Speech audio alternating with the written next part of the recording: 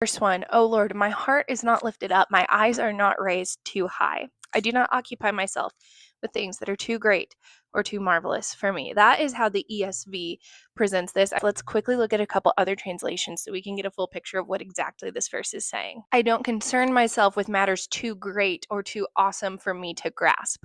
That's from the New Living Translation. The NASB, the New American Standard Bible, says, nor do I involve myself in great matters or in things that are too difficult for me. So what is this verse saying? I do not occupy myself with things that are too hard for me, that are too great for me, that are outside my scope of influence, outside my scope of control. Some commentaries will say that this is basically an application against selfish ambition or having too much personal desire for personal gain. And you can absolutely apply it that way. I think it can also be applied to circumstances where you have absolutely no control. You have no semblance of control over the outcome of what happens to you. Just to quickly relate this back to my personal story, there was a period of time where I had received my diagnosis and I knew I was about to have my lung removed. I had no idea what was going to happen. Before I had the positive result, I was in this super ambiguous period where I had done everything that I could. I was listening to the doctors, I was following protocol, but even before we got this diagnosis, I thought I had done everything that I could. I have no family history. I ate clean. I was active. I don't smoke.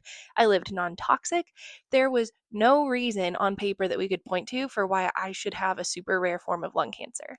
And yet, those were the circumstances. We obviously never set out to encounter problems in our life.